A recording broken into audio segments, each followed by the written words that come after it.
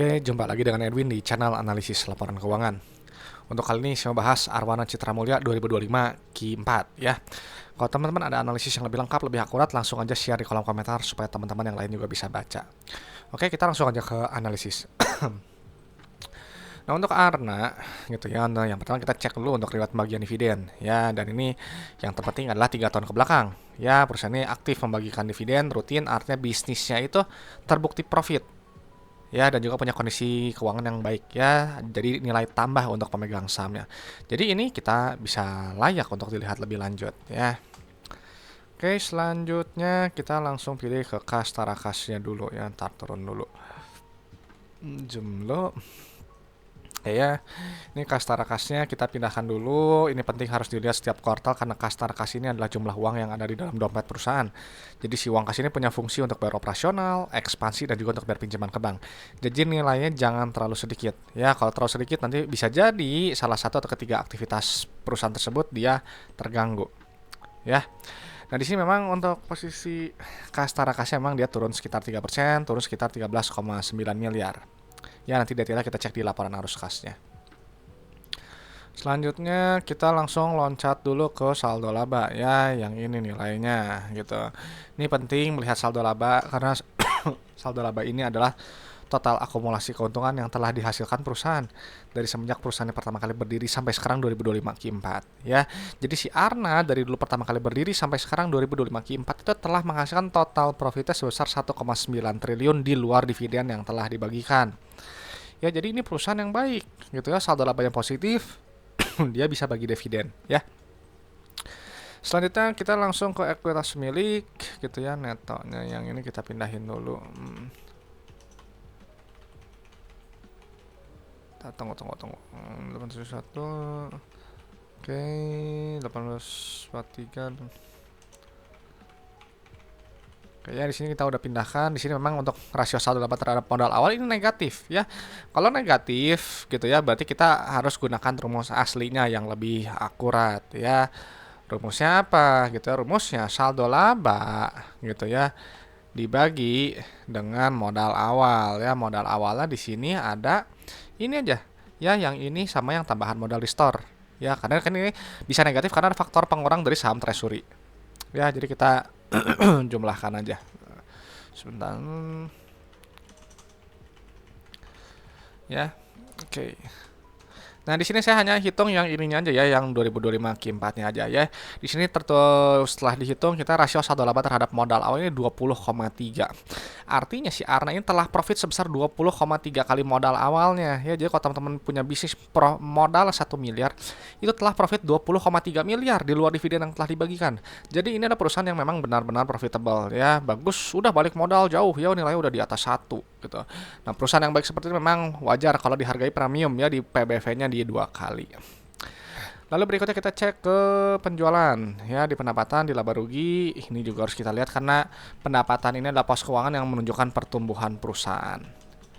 Ya, dan untuk kinerja pertumbuhannya perusahaan ya naik sekitar 10% ya, 282 miliar. Ini baik. Nanti si pendapatan dikurangi oleh harga modal barang atau jasa, nanti baru kita dapat menghitung nilai laba bruto ya, laba kotor ya. Ini juga harus kita lihat karena laba bruto ini untuk melihat inti efisiensi perusahaan ya, lewat gross profit margin. Jadi misal dengan ini GPM-nya 30%, itu jadi teman-teman jual barang 100.000 itu ambil profit kotor 30.000 ya. Jadi ini bagus. Jadi carilah perusahaan yang laba brutonya setinggi mungkin, GPM-nya setinggi mungkin sesuai dengan sektornya, karena semakin besar laba bruto semakin besar juga laba bersihnya ya.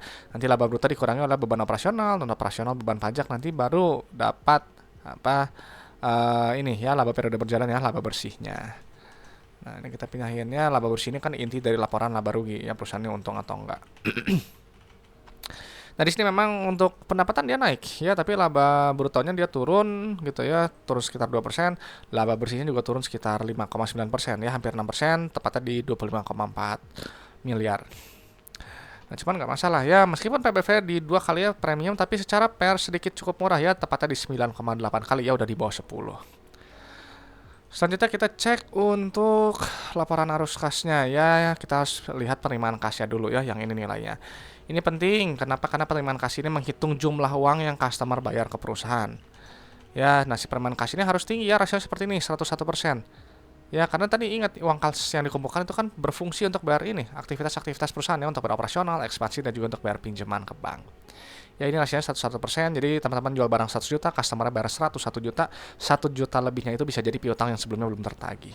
Ya, dan jadi sekarang kita gunakan uang ini untuk bayar operasional, ya nanti keluar net CFO yang ini nih. Ya, nah di sini bagus nilainya positif gitu ya, artinya bisnisnya menghasilkan uang tunai, jadi uangnya itu nggak habis hanya untuk bayar operasional aja. Ya, dan kita tadi ada yang terlewat sedikit ya untuk penerimaan kas tadi dia naik ya linear dengan pendapatan, dan juga namun untuk CFO juga sama dia naik juga ya, bagus gitu ya, jadi ini bertumbuh ya baik. Nah, untuk aktivitas investasinya atau ekspansi usahanya ini nilainya negatif. Ya, artinya perusahaan berekspansi ya atau dia memelihara aset produktifnya. Tapi kalau misalnya kita lihat ini memang dia negatifnya lebih besar ya. Jadi perusahaan bisa dibilang untuk periode yang 2025 Q4 gitu ya, dia lebih ekspansif dibandingkan dengan 2024-nya. Lalu untuk aktivitas pendanaannya gitu ya, di sini kita lihat nilainya negatif gitu ya. Artinya perusahaan ya ini baik ya, dia berusaha untuk melunasi pinjamannya atau dia membayar dividen. Nah, di sini kita lihat ya ini polanya bagus ya, plus min dan ada penurunan kas tara kas ya tuh. Kalau misalnya tadi di pendanaan, kalau pelunasan pinjaman dia nilai negatif ya, bayar dividen nilai negatif. Nah cuman gitu ya, kalau misalnya kita lakukan adjustment gitu ya, nilai dividennya ini kita jumlahkan kembali, ini ada kenaikan kas tara kas ya. Jadi perusahaan ini perusahaan yang pro kepada pemegang saham. Kenapa? Karena dia tidak ingin menumpuk kas terlalu besar ya, jadi kelebihan kas itu dikembalikan ke pemegang sahamnya ya, saat tadi lewat dividen. Ya, jadi ada 4 cara untuk memperkaya pemegang sahamnya. Ya, apa aja caranya? Bagi dividen, ya udah paling jelas gitu ya. Jadi nilai tambah, gitu ya, lebih besar, lebih sering, ekspansi usaha atau bayar pinjaman supaya beban bunganya ringan. Ya, atau simpel aja, ya tadi dia beli saham treasury, ya buyback saham, gitu untuk mengurangi jumlah saham beredar, gitu ya. Jadi earning per share dia jadi lebih besar, dividen per share juga nanti lebih besar. Ya, jadi itu ya keempat cara tersebut memperkaya seluruh pemegang sahamnya ya. Jadi ini perusahaan yang sangat baik gitu. Selanjutnya kita cek untuk resiko bisnisnya ya berdasarkan liquidity dan solvensinya. Sini kita pindahin dulu ya. Oke. 473 terus turun lagi. 936. Tunggu, ntar ini ada yang angkanya yang Oke, di sini untuk rasio lancarnya di 1,9 ya, ini kuat, bagus. Rasio kas juga sehat ya di 0,5 ya. Untuk short term debt ya di sini ada utang bank, pembiayaan konsumen sama coba lain-lain teman-teman. Kita ambil lagi ini aja ya, dua pos ini aja ya, kita jumlahkan dulu.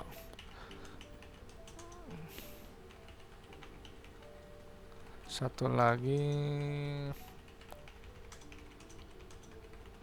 Ya, di sini kita lihat ya memang untuk rasio kas terhadap short term debt ini di 5 kali ya. Jadi utang bank depan mata yang harus lunas kurang dari setahun 72,9 miliar, uang di dompet aja 377 miliar ya. Jadi bisa dengan mudah dilunasi. Jadi secara likuiditas ya ini rendah resiko ya, cash flow juga sangat baik ya, sangat sehat gitu. Nah, untuk jangka panjangnya kita pindahkan dulu angkanya.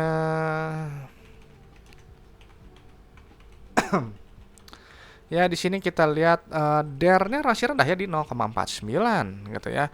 Untuk long term debt ya di sini nggak ada utang jangka panjangnya, jadi nilainya 0 gitu ya. Jadi ini rendah resiko ya, sehat gitu ya. Dan untuk total debt juga dia turun ya. Ini turun berapa persen ya? Turun 33,6 miliar ya, atau 31%. Jadi ini baik gitu ya. Nah, jadi si Arna setelah dipindahkan data-data keuangan, ini adalah perusahaan yang baik ya, 3 tahun kebelakang bagi dividen, ada nilai tambah untuk pemegang sahamnya, dan saldo laba terhadap rasio saldo laba terhadap modal awal ini di 20,3 kali ya, sangat profit gitu ya, luar biasa bisnisnya. Tapi ingat, perusahaan yang baik seperti ini gitu ya, harganya premium ya, PBV-nya di 2,07 gitu, PR-nya tapi udah cukup murah ya, tadi di 9,8. Cash flow sangat sehat, dan untuk jangka pendek juga bisnisnya rendah resiko, jangka panjang juga rendah resiko. Ya, itu aja mungkin pendapat saya untuk Arna ya. Tapi tentu ya saya harus selalu sampaikan bahwa analisis laporan keuangan itu hanya menilai kinerja masa lalu ya. Jadi untuk prospek kedepannya silahkan teman-teman analisis lebih lanjut. Dan juga di sini saya nggak bahas harga saham ya. Kalau harga saham kita kembalikan ke mekanisme pasar. Dan juga untuk valuasi saya hanya pakai PBV dan PR ya. Jadi kalau teman-teman ada metode valuasi yang lebih baik, lebih akurat, silahkan digunakan ya gitu. Karena valuasi itu sifatnya subjektif dan relatif ya, berbeda untuk setiap orang. Oke, itu aja teman-teman. Kalau ada pertanyaan, ada request saham, langsung tulis di kolom komentar supaya nanti bisa saya bahas. Ya, terima kasih sudah menyimak teman-teman. Semoga bermanfaat. Saya Edwin dari channel Analisis Laporan Keuangan. Sampai jumpa di video-video berikutnya.